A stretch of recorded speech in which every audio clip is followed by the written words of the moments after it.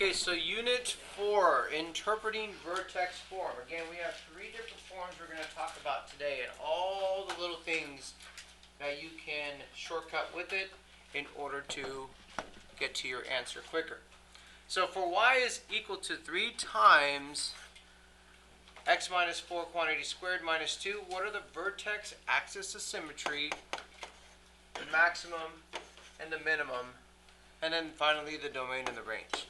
Okay, so right off the bat, we need to know we are working with the quadratic equation. So x squared on a fundamental basis looks like this. Okay, so that's, we will call it f of x is equal to x squared. So there's your parabola. This is the fundamental piece that you have. Okay, and what we're going to do is, there are transformations that have been made to this. Here's one, here's another, and here's the last one. Because originally, I had x squared. So those are the transformations that occurred, okay? And they're the same way as far as in that order that we're going to do it, BCAD. Okay, this is a lot like absolute value for sure. So what's the first transformation that you guys see? Horizontal shift, right? Yep, so we're going to say horizontal shift 4 to the right. And then vertical, yep, vertical stretch by what? Yep, by a factor of 3.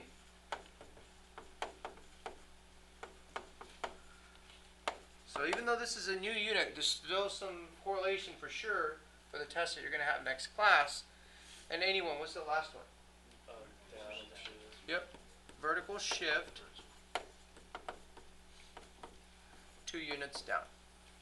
Okay, so if I did that to this, okay, to this graph, it'll look something like this. Let me go ahead and see if I can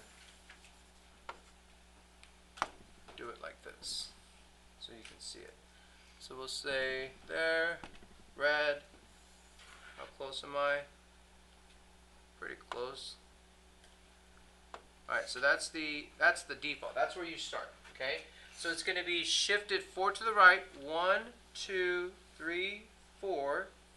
And then stretched vertically by a factor of 3. And then shift 2 units down. Can someone tell me what is this point right here?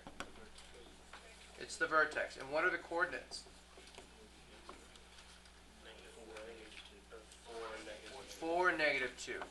Okay? Remember, it's the opposite of what you see in the parentheses, and it's exactly what you see as far as outside of the y. Okay? So 1, 2, 3, 4 to the right, 2 down. Oh, negative 2. Questions so far? Okay, so the vertex is 4, negative 2. What's the axis of symmetry? X equals 4. Nice. So x is equal to 4 is the axis of symmetry.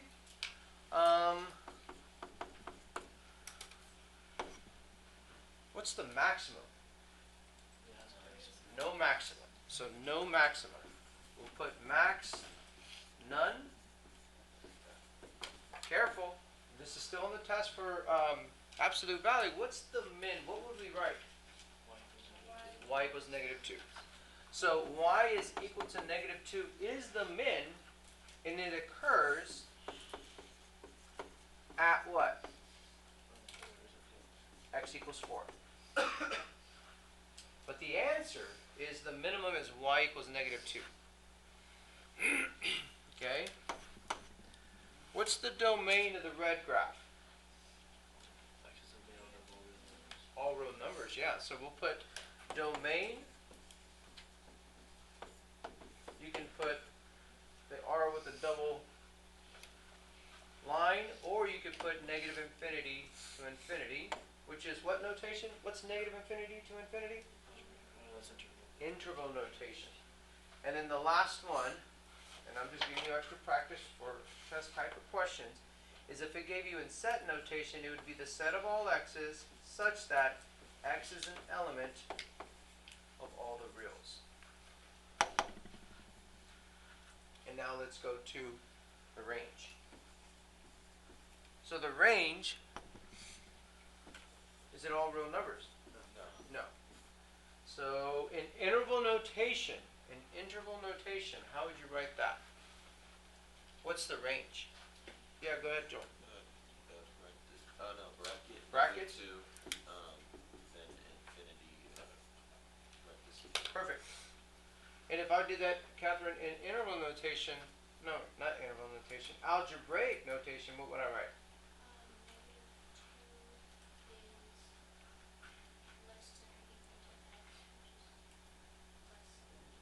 Not for a range. Think of range. Range is y. This is x. Okay? And I want to show everything from -2 to infinity. Santiago, what would I write? Y is greater than or equal to -2. Okay, yep. So y's that are greater than or equal to -2, for sure. And then, yes, if there's a question that asks what's the set notation, you would say the set of all y is such that y is greater than or equal to a -2. Good? Any questions before I keep going? So this is very similar to what we're doing with absolute value functions, with transformations for sure. Alright, let's move on. So, what are the vertex axis of symmetry and so on and so forth for this equation here? It's a little bit different. Okay, so let's graph it real quick. But first we're going to list out the transformations that we see. Jordan, what's the first transformation that you see? Yeah, horizontal shift. 1 unit to the left. Corbin, what's the second one that you see? Reflection across the x-axis. Yep. Reflects across x-axis. Oh, and what's the third one that you see? Yes, nice. Vertical stretch. Your speed is awesome. Vertical stretch by a factor of 2. And the fourth one. Michael, what's the fourth one? Yep, vertical shift 4 units up. So now, let's go ahead and draw this real quick.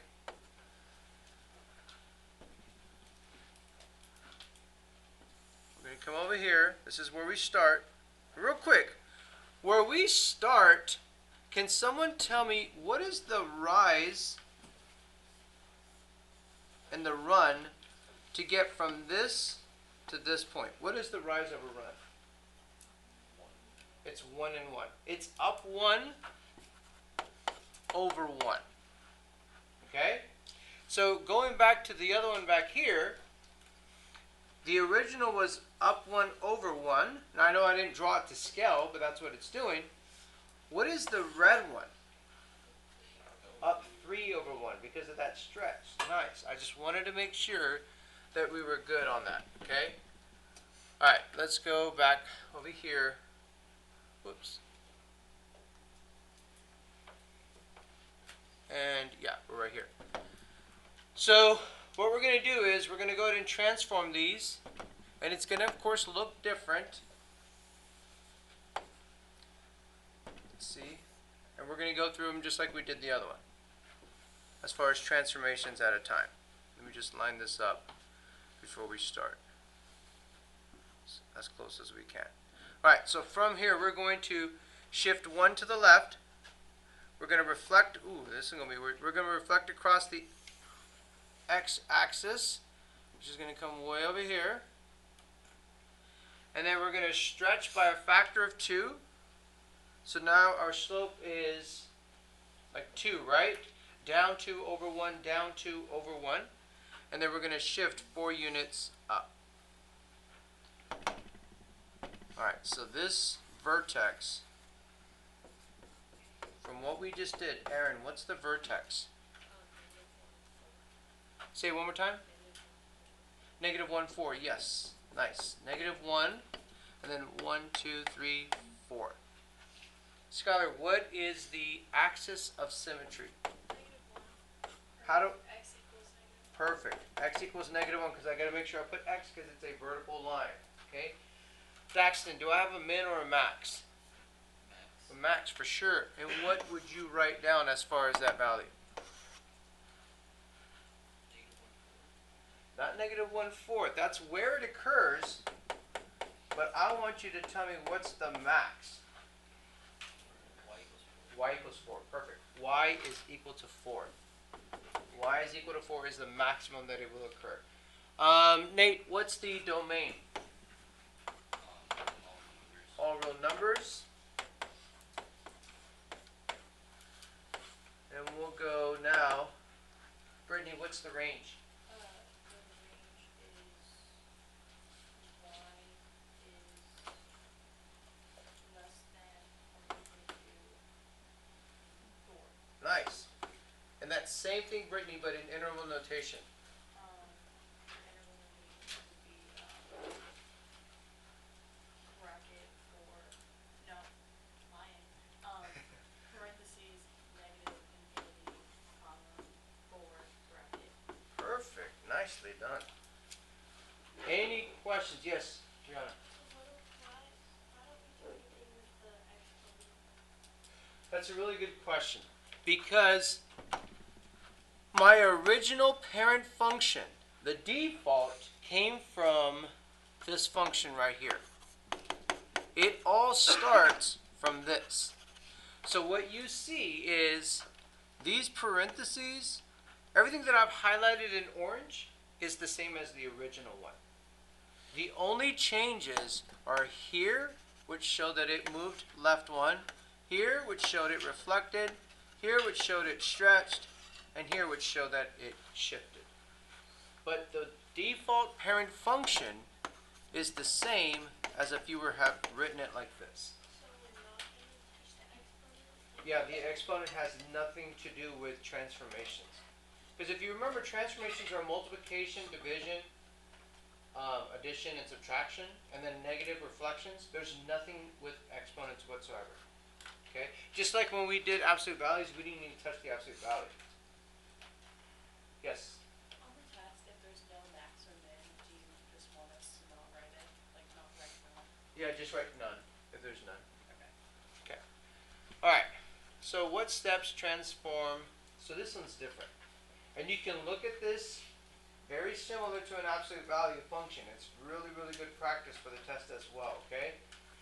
So Sarah, we are starting off here, and we're going to go all the way here.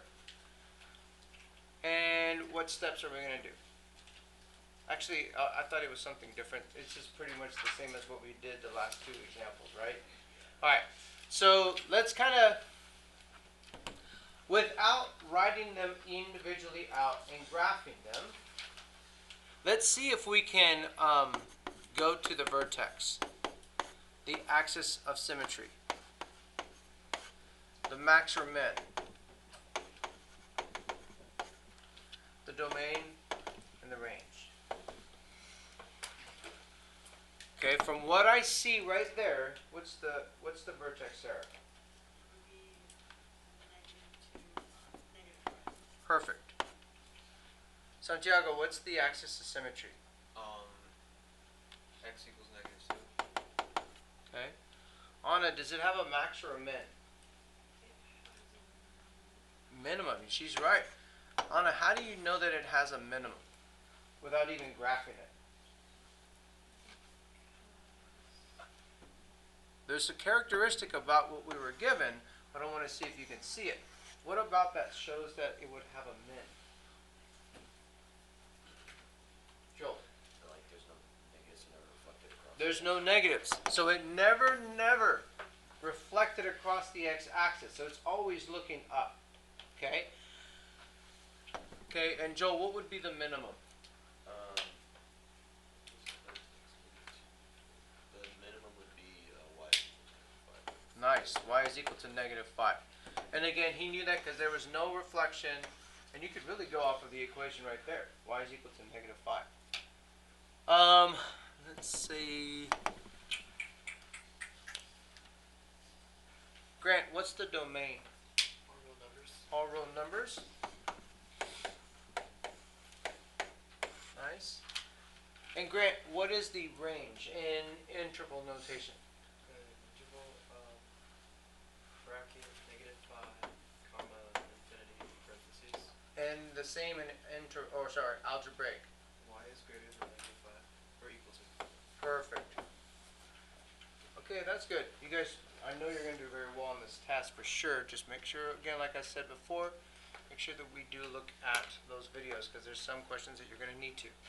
Alright, so the picture shows the jump of a dolphin. Suppose the path of this jump changes so that the axis of symmetry becomes x is equal to 2 and the height stays the same.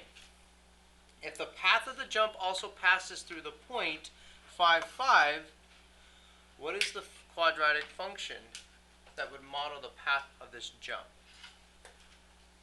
There's a lot going on. Any questions on, or any suggestions on how I could start? Yes, Morgan. Using the axis of symmetry as your first point for the vertex. Okay, so the vertex, you're saying, since the axis of symmetry is x equals 2, where does that play into this? The x would be 2. The x would be 2. Okay. Any other suggestions out there? Plot the point 5, 5, just to use as reference. Okay, so we can use this 0.55. This is on the graph. And 5, 5, it's not drawn to scale, but that's going to be on the graph. Okay? So yes, it's not drawn to scale. I don't know why it's not drawn to scale correctly, but this is 5, 5. You see what I'm saying? It should actually be something like this per se. Okay? What else could we do? Yes? We could find the mirroring points for sure. Let me see. Also passes through 5, 5. I might have to change this because I don't want to confuse you, and some of you are looking confused right now. That picture does not match what we see. It does not. Correct. Do you agree with me? Yeah. It says the path of change, like you're changing. Becomes XO. That's the original. Thank you, Jordan. So this is the original, and we're changing it to. So this original, the axis of symmetry was what? 3. So x is equal to 3. And we're changing it to x is equal to 2. Okay? And if the path of the jump also passes through. So the new place, I see what you're doing. Thank you, Jordan. The new one is going to go through here. So if the axis of symmetry is at 2, and it goes through 5, 5, here's 5, 5. The axis of symmetry now is at 2. We know that the graph is going to look like from here, something like this. Do you agree? And it's also, like Catherine said, it's going to mirror somehow over here. Something like that. Okay? So let's go to the vertex form. Y is equal to A, bx minus c, plus d. Okay? The other form that we could use on this is the factored form. As far as the x-intercepts and looking at a coefficient, and the standard form as well. So y is equal to ax squared plus bx plus c. And then the last one is y is equal to ax minus the factored form that you see here and here. So from here, which of these three, vertex, standard, or factor, do you think we're probably going to end up using from the pieces that we're given?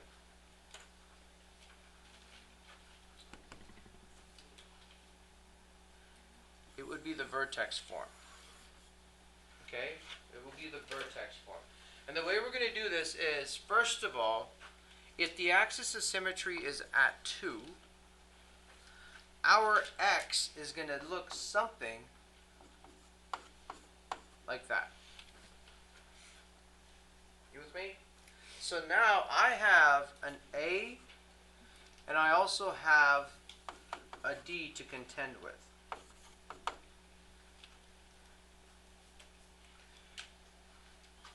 Is there a D value that you can see from the graph? What's the D? Why is it 7? Why didn't that change? Because the height does not change. It stays at 7.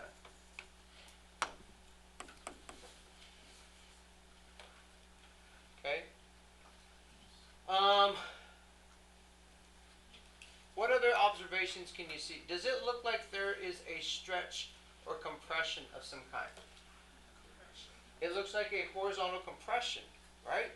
Or it won't be a vertical stretch because then that 7 would move. So it was like a horizontal compression by what? Because my original points were here and like over here, you could say. Maybe we should get the equation of the original. That might be easier to do first, and then we can go to the transformation, because I think we're trying to do both at the same time right now. Yeah.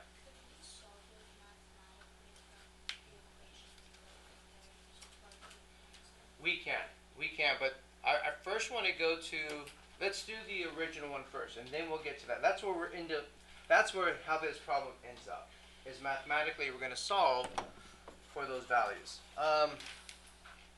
Do you see what she's saying? Do you see what she's saying as far as that goes? So here's the thing. You know what? I like your suggestion this early. We'll do it right now. Okay? Do we know A? We really don't.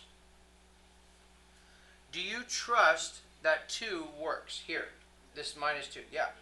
The 7 is trustworthy as well, right? So what we can do is we're going to use this, like Catherine was suggesting, right here for x, right here for y, so that we can solve for what? A. So way back when you guys were given something that looked like this, and I said, hey guys, I want you to solve for, and this was like an algebra 1, your teacher asked, solve for the y-intercept. You always had to be given some kind of point so that you could plug them in to the equation so that you could solve for B. You with me? So if you plugged in 1 for x and you plugged in 2 for y,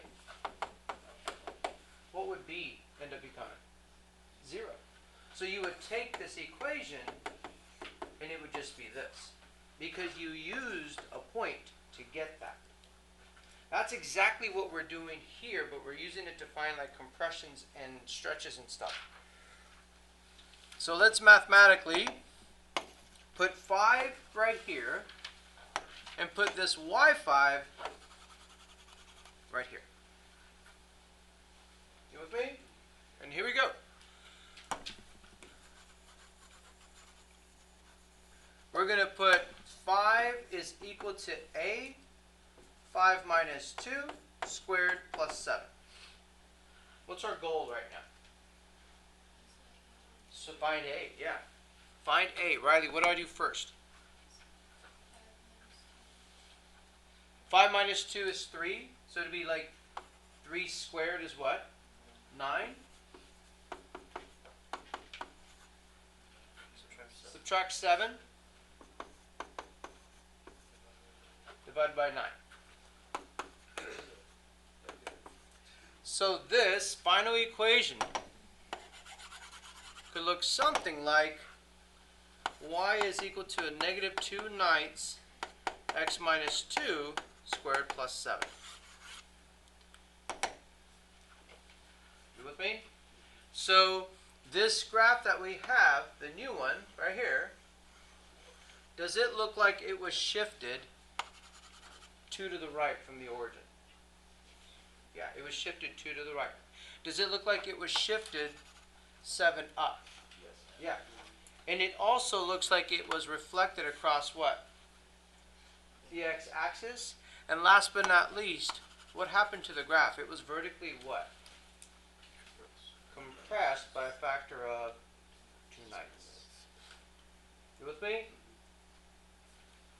Alright, any questions before we continue? Because that's a big conceptual kind of looking at it, but we use that graph, that point, to solve it mathematically like Catherine suggested. Alright, here we go. I believe we only have 2 more and then notes are done for today. What are the vertex, the axis of symmetry, the min and max value for what you see here? This is different. Any suggestions, and this is a little bit discouraging, because so far all we've talked about is vertex form. If I ask you to graph this, Brianna, do you have any ideas on how you could graph this? You could factor it out for sure. How would you factor it? Divided by 2. Here we go. Let's take out a 2 from everything. What 3 letters did we learn that we just did? GCF, right? Greatest common factor. Out of all 3 terms, Brianna just suggested us to divide the greatest common factor. Do you all agree? Okay. Now, if I were to factor this, we're going to learn this unit for sure. Some of you already know how to do this from Algebra 1 because you kind of did it on your own. How could I factor that?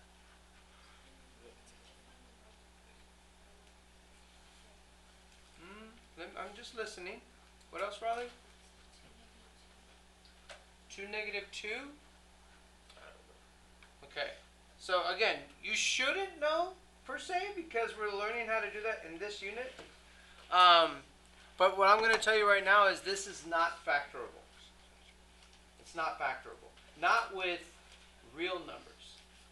Okay, do y'all, I don't know how far they go with you on Algebra 1, but did y'all ever learn the quadratic formula? Yeah. Okay, so x equals negative b plus or minus the square root of b squared minus 4ac all over what?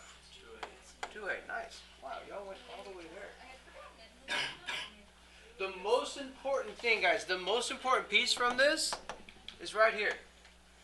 I'm telling you, I teach this over and over to juniors, seniors, sophomores, anyone that I can show. When you're dealing with quadratics, especially on PSAT, especially on SAT and ACT, they test the discriminant test a lot. So, and I might as well show you right now. I want to show you as early as I can. The discriminant test is we're basically going to discriminate on all of this equation that the only important information that I'm discriminating is the blue part. Because you can get so much information just from what I highlighted in blue. Okay, here we go. If this, it's called the discriminant test. Let me go ahead and write that down.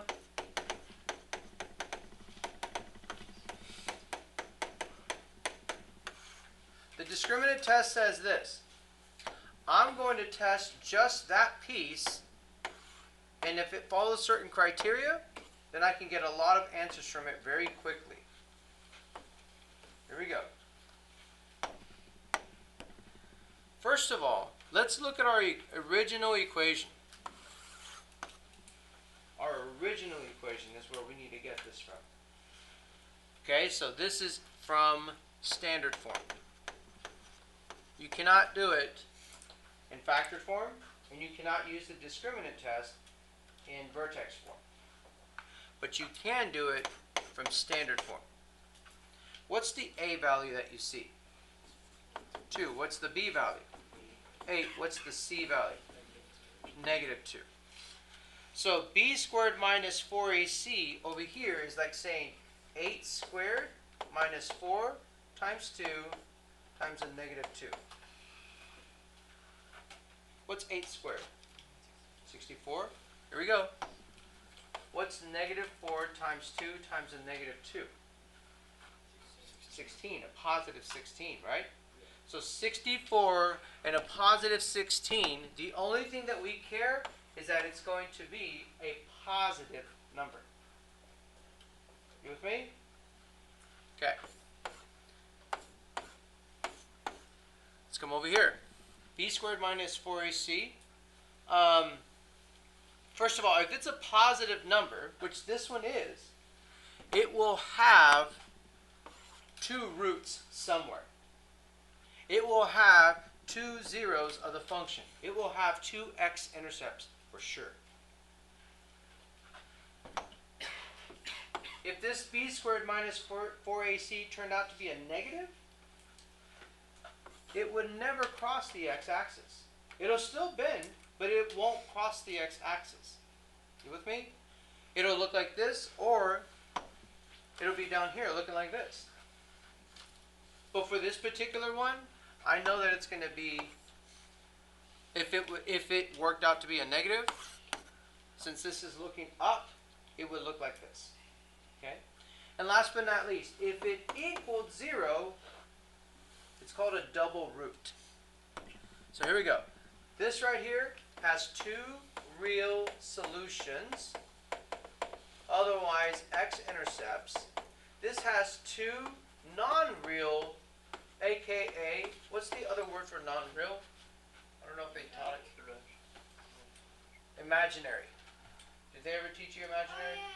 A little bit? No. Alright, so anyway, I'll teach you now. Two non-real, otherwise imaginary solutions. And the last one is, it's one double root.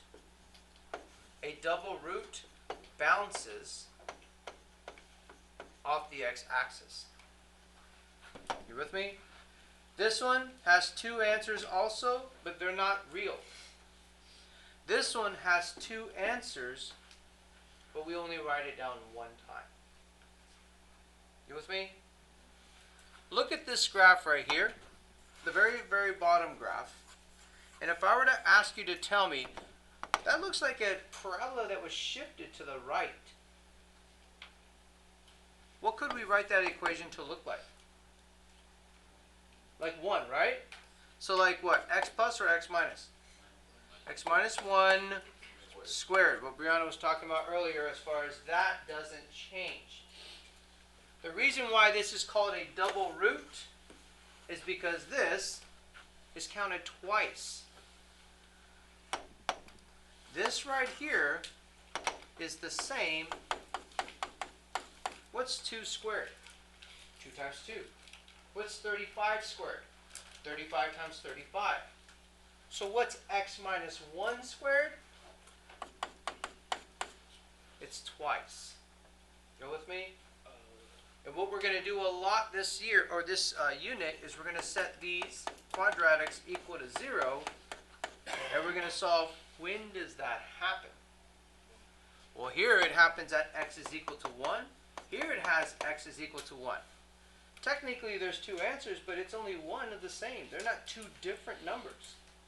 So you would say this, but it's a double root, because it accounts for it twice. Yeah? So when you get the same number twice, are you automatically going to assume that it's a double root? Yeah, for sure. You with me? My point is, you have two answers here. These are different. You have two answers here, but one's an exact copy, so we call it a double root. And you still have two answers here. And the biggest reason why you will always have two answers, whether they're real, non-real, or double root, is because it's quadratic. X squared. If it was x cubed, how many answers would I have? 3. If it was x to the 8th, how many answers would I have? 8. They could all be the same. Like x is equal to 0, 0, 0, 0, 0, 0, 8 times, but nonetheless it's still 8. Questions before I keep going?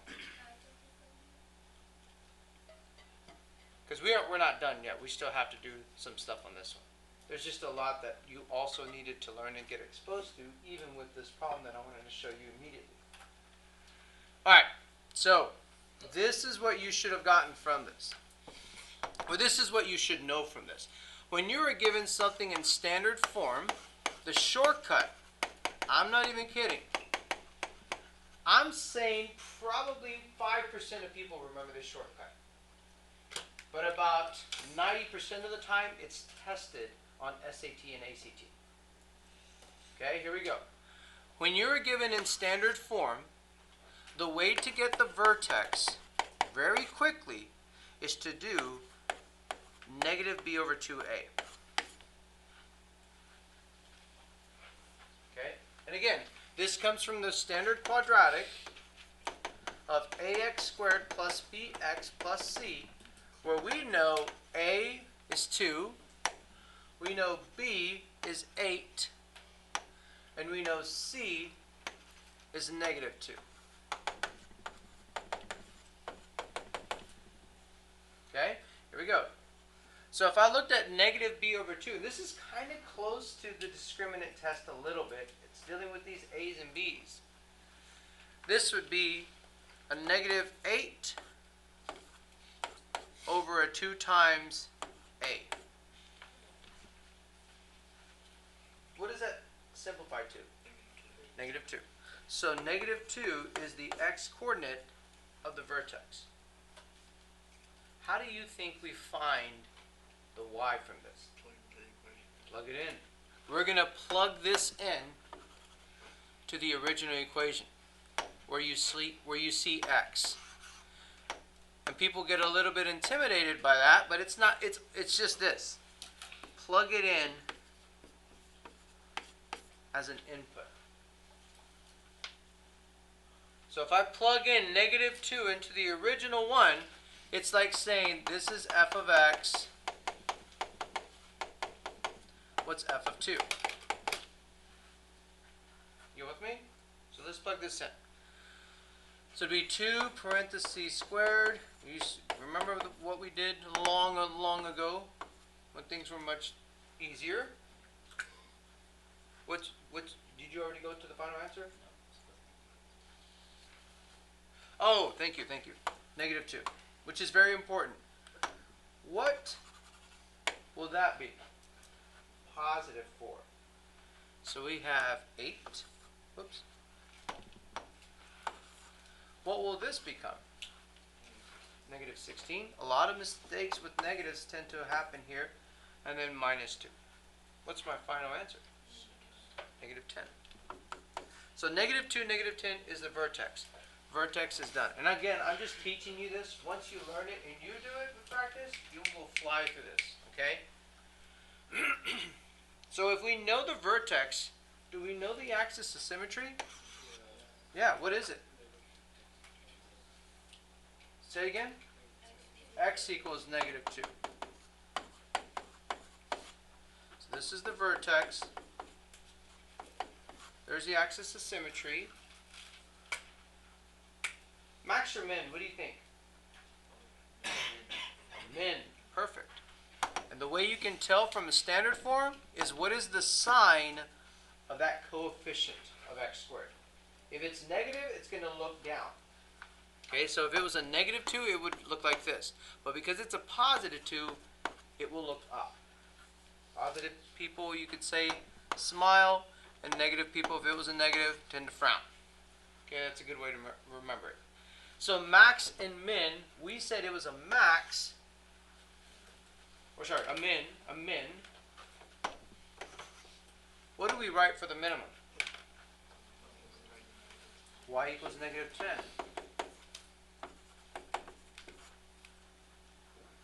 Okay. What's the range? Or sorry, not range. What's the domain? All real numbers. And what's the range? Y is greater than or equal to negative 10. Otherwise, negative 10 to infinity. Like that. I don't want to go too fast, but at the same time, I want to make sure everyone is building this familiarity of these pieces. Okay, last one. This is the last one for today. What are the vertex axis of symmetry, maximum and minimum values and range for what I see here? So be ready. I'm going to call on you and just talk me through it as far as the pieces go, okay? Alright, let's start with Toribio. Vertex, what do I do? Negative b over 2a, yep. And yep, because it's a negative b, which will become a positive 4. Yep, and Toribio, what do you get as a final answer for that? Which will reduce to what? Or negative 2/3, right? So guys, negative 2/3 is the same as 2 over negative 3.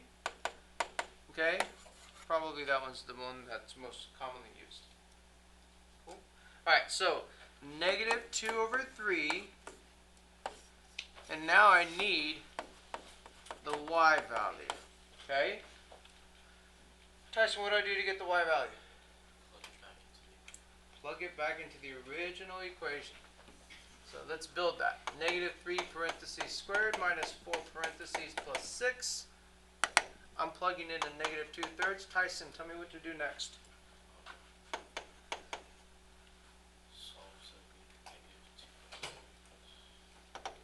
What does that end up becoming? Oh, without a calculator, without a calculator. Positive or negative? Positive. True or false? Everything that is squared will always be positive. True. True or false? Everything that is raised to the power of 4 will always be positive. True. So where am I going with this? Anything raised to what? An even number will always be positive. Does that work with odds? No, it does not. Okay? So it will be a positive. So guys, if you need to right now, for the steps that you're at and the level that you're at right now, write it 2 times. There's so much to learn from that. And anyone, you tell me, what would this be squared? 4/9. So I have negative 3 times 4/9. This is times. This is not the same as a mixed number. It's not the same. And we've talked about this. Negative 3 is the same as negative 3 over what? 1. And we've talked about this. We are always trying to reduce before multiplying. Reduce as early as possible. So don't say 12 over 9. You're doing too much. And when we get to the harder ones, it's going to take you forever. But if you reduce 3/9 to what?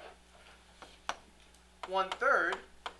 Now all you have to do is multiply a negative 1 with a 4 and a 1 with a 3. And it's already reduced. You with me? So what do I get? Negative 4/3. Do we agree?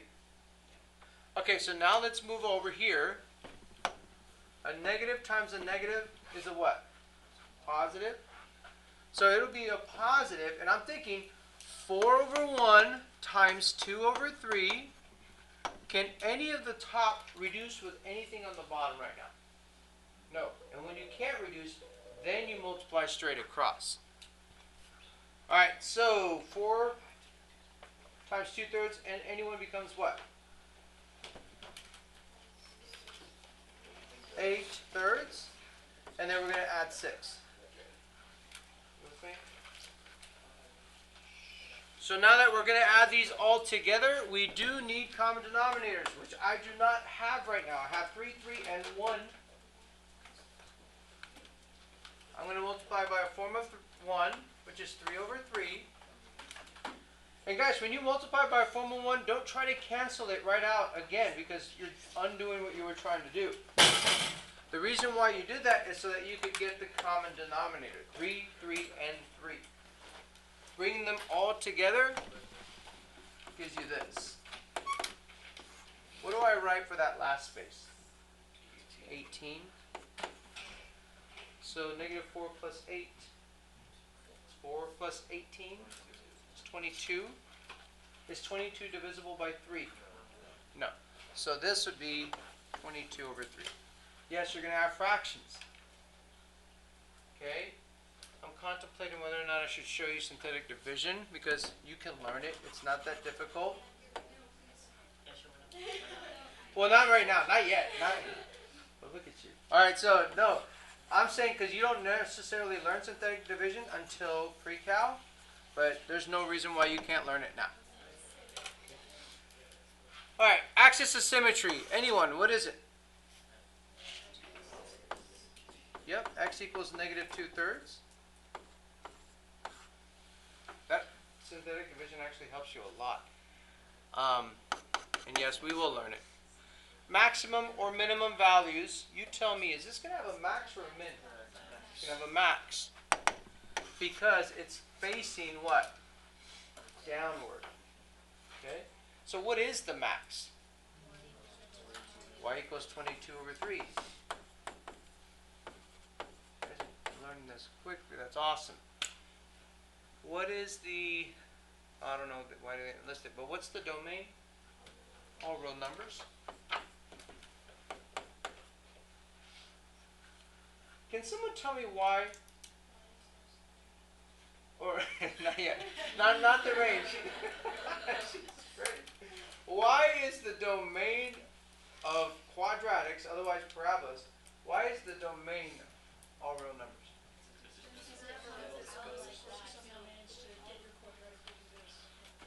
Let's say you didn't know it looked like that.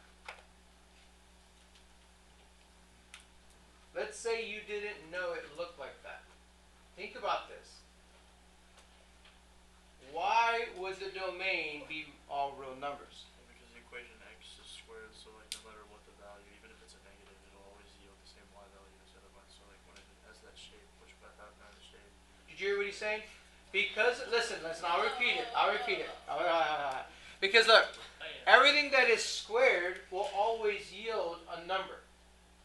That's part of it, but that's not the biggest part. The biggest part that it's all real numbers is on this equation, I never divide by what? 0. There's nothing ever over 0. So that's why the domain for this one would be all real numbers. Now, just because it doesn't divide by 0 doesn't mean that they're all going to be all real numbers. We're going to learn other pieces, but I want to get those in your brains right now. We'll finish it off. Jordan, what is the range? Y is less than or equal to 2/3. Yes.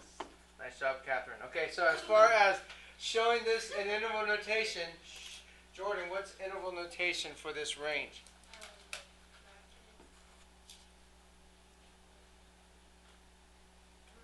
Bracket. Parentheses. Perfect. And then bracket. Yes, nicely done. Any questions, guys? All right, so that is it. What I want you to do now, though, is I want you to, whoops, no, yeah. Go to Desmos. And this one is that weird one as far as, you can do it from the calendar, okay? So from the calendar, oh, I don't think I did that calendar with you, did I?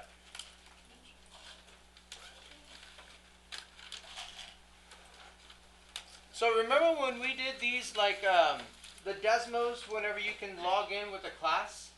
Do y'all remember what, oh, you are already.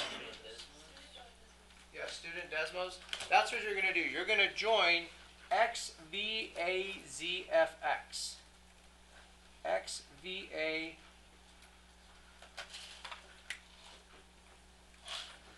ZFX. Okay, so whenever you do that, this is actually pretty cool. I've never seen this. This is the first year that I've seen this because Desmos is stepping it up. Here's the goal. Your goal is to get all the stars when you launch it. Check this out. So if you launch it, all these will get all the stars. So they're going to become more involved. So when you go to your next one, you're going to change the equation that you see there to get all the stars. Now, for some reason, this isn't showing up, but yours, it has like some kind of parabola here.